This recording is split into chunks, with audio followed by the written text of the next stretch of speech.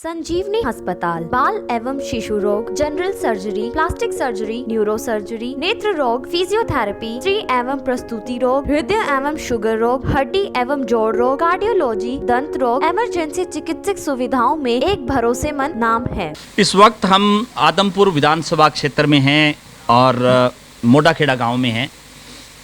मोडाखेड़ा हमने bus stand पे चाय पी और उसके बाद हमारे साथ एक शख्स जुड़े। 2019 में कुलदीप बिश्नोई के खिलाफ इन्होंने चुनाव लड़ा और निर्दलीय चुनाव लड़ा और निर्दलीय जितने भी उम्मीदवार थे उनमें सबसे ज़्यादा वोट आए, उनको 1700 करीब वोट मिले। लेकिन दावा आज भी करते हैं कि यहाँ इस एलनाबाद विधानसभा माफ़ी चाहूँगा आदमपुर विधानसभा क्षेत्र में दो ही तरह के वोट हैं। एक वोट वो जो कुलदीप बिश्नोई के साथ रहने वाले लोग, कुलदीप बिश्नोई को अपना परिवार मानने वाले लोग या कुलदीप बिश्नोई को जिताने वाले लोग, वो वोटर, और दूसरे वोटर वो जो एंटी कुलदीप बिश्नोई, यानी कि कुलदीप बिश्नोई को कौन हरा सकता है वो वोट उसको जाता है। और वो हर बार चूँकि उम्मीदवार बदलता रहता है उसी हिसाब से वो वोट है वो दाएँ बाएँ शिफ्ट होता रहता है। दो ही तरह के वोट है। हमारे साथ श्रवण कुमार हैं जिन्होंने 2019 में कुलदीप के सामने चुनाव लड़ा। आप कहते हैं कि कुलदीप बिश्नोई को कोई हरा सकता है तो श्रवण हरा सकता है। हाँ, क्यों नहीं हरा सकता। पीछे जो दुष्यंत चौटाला जी जो एमपी का चुनाव जीते थे तो उस वक्त भव्य बिश्नोई की बड़ी बुरी तरीके से हार हुई थी। तो अभी भी भव्य बिश्नोई जी मैदान में उतर रहे हैं तो उनको हराना तो एक उंगली में से नाखून में से मेल निकालने वाली बात है। बड़ा आसान है और हर पब्लिक चाहती है कि वो न जीते। पब्लिक के अंदर की दिल की बात यह है कि भव्य बिश्नोई यहाँ से हारे, लेकिन लोगों की मजबूरी हो रही है कि आखिरकार वोटिंग उनको ही देनी पड़ती है। वोट उनको मजबूरी हो रही है, पब्लिक की मजबूरी इसलिए हो रही है कि कोई मजबूत कैंडिडेट इस क्षेत्र के अंदर नहीं उतरता और लोकल नहीं उतरता। मांग लोकल की है, वोकल फॉर लोकल। जो मिट्टी से जुड़ा हुआ जो कैंडिडेट है उसको इस क्षेत्र की समस्याओं का पता है। पीछे इस क्षेत्र की कितनी बुरी हालात हुई। सारी मंडी आदमपुर के अंदर अरबों रुपए का नुकसान है। रेडी वाले का नुकसान है, आम सब्जी बेचने वाले का नुकसान है, ढाबे वाले का, सबका काम ठप हो गया। यहाँ तक कि हमारा काम भी ठप हो गया। वो आदमपुर के पास दो नहरें जाती है, दो मीठे पानी की और एक खाली नहर जाती है पानी को निकालने के लिए, गंदा पानी निकालने के लिए। सारा आदमपुर खारा पानी पीता, अभी आप जाकर के पी सकते हो। सारा आदमपुर खारा पानी पीता है। और पीछे जो पानी की जो समस्या आई, जो एक खाली नहर जाती है तो सीधा डायरेक्ट, वो कोई ज़्यादा 5-7 दिनों का काम है तो डायरेक्ट पानी उसमें हम पाइप लगाकर डाल सकते थे और समस्या तुरंत हल हो सकती थी। लेकिन हमारे व्यापारी भाइयों का, हमारे किसान भाइयों का इतना भारी नुकसान होया कि हम कह नहीं सकते उसके बारे में। तो एक लोकल कैंडिडेट की डिमांड है।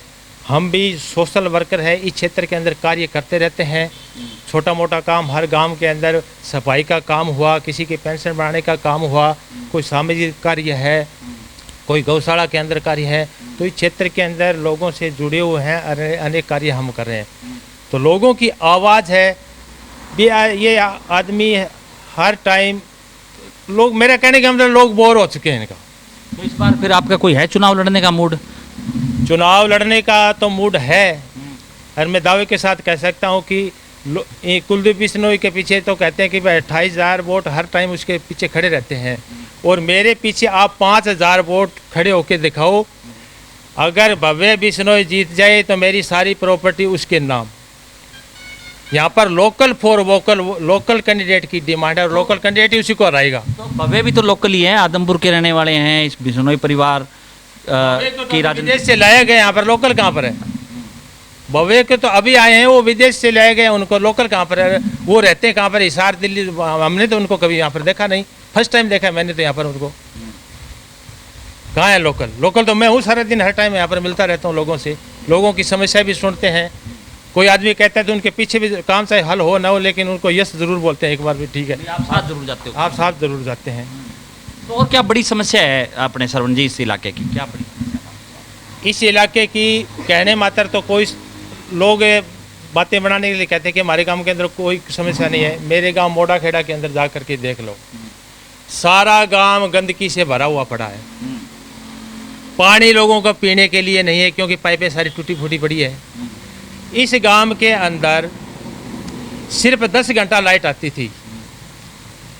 एमएलए का फ़ोन लोगों ने कर लिया, एमपी का लोगों के पास चले गए, कभी भी 12 घंटा लाइट नहीं है, 10 घंटे से ज़्यादा।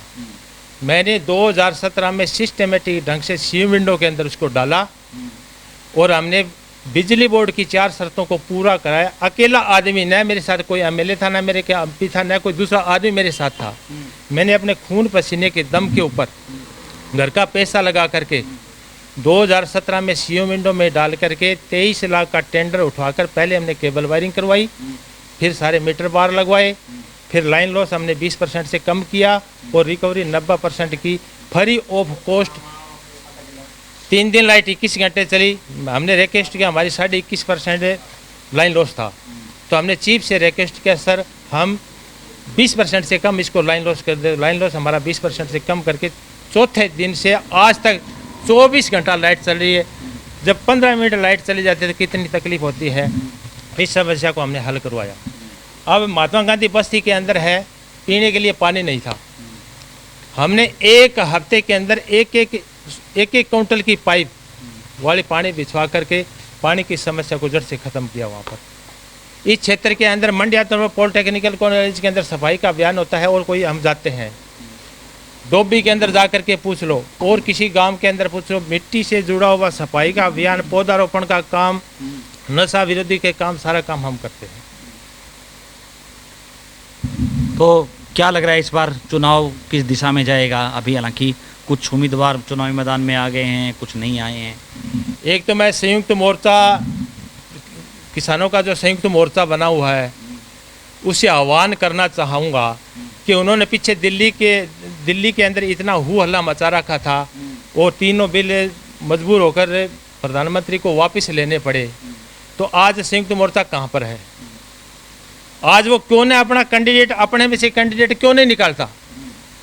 दूसरों के भरोसे बैठता है क्यों नहीं? वो लोकल कैंडिडेट को क्यों नहीं निकालता ताकि उसके भविष्य में आने वाली समस्याएं खत्म हो जाए। आज जिस गुवार को मैं पिछले 6200 रुपये में खरीद रहा था वो 2800 रुपये में बिक रहा है। आज जो सरसों पीछे 8000 रुपये बिक रही थी वो 5300 रुपये बिक रही है। नरमा कुछ ही दिन पहले जो 12-13 हज़ार रुपये बिक रहा था वो आज 8900 रुपये बिक रहा है। क्या हालात है जमींदार की? जमींदार को न तो भाव मिलता, न कोई पूर्ण सुविधाएं मिलती। बड़ी दुर्दशा है जमींदार की। मुआवजे की वाली थी ये सरकार, पहले तो मैं सरकार के फेवर में था, मोदी के तीनों बिलों के मैं फेवर में था, तो फिर भी किसानों ने या संयुक्त मोर्चा ने जैसे प्रधानमंत्री तीनों बिल वापस किए, मैंने सोचा कि भी इससे सबक आकर के किसानों का कुछ भला होगा। अब बात मुआवजे की है तो किसानों ने क्या धरना दिया। मैं ये सोचता हूँ कि ये सरकार तो वैसी मैंने धरना तोड़ सरकार मानता हूँ मैं इसी को। रणवीर गंगवा ने बाढ़ संबंध के अंदर सभी लोगों को धरना उठवाया ये कह कर के कि आपको मुआवजा मिल जाएगा। अच्छा, मुआवजा नहीं मिला, फिर लोगों ने उसके घर के आगे खूंटे डाल दिए, फिर कहता है मिल जाएगा। मुआवजा अभी तक नहीं आया लोगों के पास, मिलेगा कब? अब कोई ये जो कैंडिडेट खड़े हैं वो परिसर में आकर के झूठे वायदे करते हैं, हम आपकी नाली बनवा देंगे, हम आपका खाड़ बनवा देंगे। मैं आपको कहता हूं कि 20 साल की समस्या आप 15 दिनों में कैसे हल कर दोगे? ये तो लोगों को बेवकूफ़ बनाने वाली बात है सरासर। तो मैं लोगों से अपील करता हूं कि एक बढ़िया कैंडिडेट को, एक लोकल फॉर वोकल बढ़िया कैंडिडेट जो लोगों की समस्या को समझता है उसको वोट दीजिए और उसको सफल बनाइए। किसी बातों में अफवाह में फंसने की ज़रूरत नहीं है। 4 दिन की बात ये कह के चले ये कर देंगे वो कर दें, बाद में यहाँ पर दर्शन ही नहीं देंगे। धन्यवाद। तो ज़्यादा से ज़्यादा इस वीडियो को शेयर जरूर कर दीजिए ताकि तमाम लोगों तक की जानकारी पहुँचे। और आदमपुर उपचुनाव को लेकर के हम आपको हर रोज़ ग्रामीणांचल मतदाताओं के साथ साथ वो तमाम किस्से और कहानियाँ भी सुनाएंगे जिनसे आपका सरोकार होगा। बहुत बहुत शुक्रिया।